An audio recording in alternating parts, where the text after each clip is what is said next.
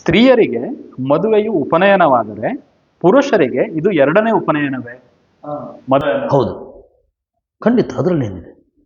ಯಾಕೆಂದರೆ ಒಬ್ಬ ಗೃಹಸ್ಥ ಎಷ್ಟು ಕಲಿತಾನೆ. ಉಪನಯನ ಆದಾಗ ಚಿಕ್ಕ ಹುಡುಗ ಆಗಿರ್ತಾನೆ, ಅವನು ಶಾಸ್ತ್ರವನ್ನು ಅರ್ಥ ಮಾಡಿಕೊಳ್ಳುವ ಬಗೆ ಎಲ್ಲ ಬೇರೆ ಥರ ಇರುತ್ತೆ. ಅವನಿಗೆ ಗಾರ್ಹಸ್ಥ್ಯದ ಸೊಬಗು ಸೊಗಸುಗಳು ಗೊತ್ತಿರೋದಿಲ್ಲ. ಮತ್ತು ಅದೊಂದು ಕರ್ತವ್ಯವೂ ಆಗತ್ತೆ.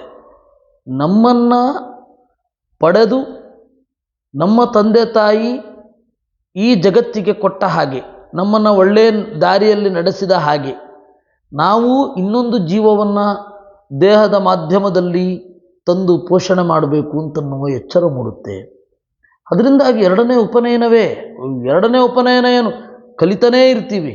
ಆದರೆ ಗೃಹಸ್ಥನಾಗಿ ಶಾಸ್ತ್ರಗಳನ್ನು ಕಲಿಯೋದಿದೆಯಲ್ಲ, ಅದು ಒಂದು ರೀತಿ ಹೇಳೋದಾದರೆ ಸನ್ಯಾಸಿಗಳಿಗಿಂತ ಮುಂದಿನ ಅಡ್ವಾನ್ಸ್ಡ್ ಸ್ಟಡೀಸ್. ಯಾಕೆಂದರೆ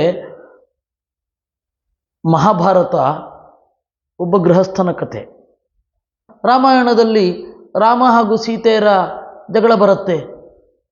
ಅದನ್ನು ಯಾವ ಸ್ವಾಮಿಗಳು ಹೇಳಲ್ಲ. ಯಾಕೆಂದರೆ ಸ್ವಾಮಿಗಳಿಗೆ, ಸನ್ಯಾಸಿಗಳಿಗೆ ಗಂಡ ಹೆಂಡಿರ ಜಗಳದ ಸ್ವಾರಸ್ಯವೇ ಗೊತ್ತಿರಲ್ಲ. ಅದರಿಂದಾಗಿ ಗೃಹಸ್ಥನಿಗೆ ಎರಡನೇ ಉಪನಯನ ಅಂದರೆ ಖಂಡಿತ ಅಧ್ಯಯನ ಮಾಡಲಿಕ್ಕೆ ಎಲ್ಲವೂ ಪೋಷಕವೇ, ಎರಡನೇ ಉಪನಯನವೇ. ಈ ನಮ್ಮ ಗುರುಗಳೊಂದು ಪದ್ಯ ಇದೆ, ಹೆಣ್ಣನ್ನು ಕಟ್ಟಿಕೊಂಡೇ ಹೆಣ್ಣು ವೇದಾಂತವಾಯಿತು, ವೇದಾಂತ ಹೆಣ್ಣಾಯಿತು ಅಂತ. ಅಂದರೆ ವೇದಾಂತ ಮತ್ತು ಹೆಣ್ಣು ಎರಡೂ ಕೂಡ ಒಂದು ರೀತಿಯಲ್ಲಿ ತೆರೆದರೂ ತೆರೆದುಕೊಳ್ಳದ ಹಾಗೆ, ಅರ್ಥವಾಗದಿದ್ದರೂ ಪ್ರೀತಿಯಿಂದ ಅಪ್ಪಿಕೊಂಡ ಹಾಗೆ ಅಂತ ಹೇಳಿ ಅವರ ಒಂದು ಚಿಂತನೆ. ಹಾಗೆ ಒಂದು ಹೆಣ್ಣು ವೇದಾಂತವನ್ನು ಕಲಿಸುವಷ್ಟು ಯಾರು ಕಲಿಸ್ಬೇಕು?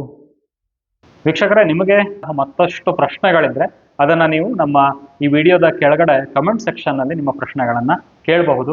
ಮುಂದಿನ ಸಂವಾದದಲ್ಲಿ, ಮುಂದಿನ ಪ್ರಶ್ನೋತ್ತರದಲ್ಲಿ ನಾವು ಆ ಪ್ರಶ್ನೆಗಳನ್ನು ಮತ್ತೆ ಆಚಾರ್ಯ ವಿಜಯಸಿಂಹ ಅವರ ಮುಂದೆ ಇಟ್ಟು ಅದರ ಪರಿಹಾರಗಳನ್ನು ಮತ್ತು ಉತ್ತರಗಳನ್ನು ಪಡೆದುಕೊಳ್ಳುವಂಥ ಪ್ರಯತ್ನವನ್ನು ಮಾಡ್ತೀವಿ. ಧನ್ಯವಾದ, ನಮಸ್ಕಾರ.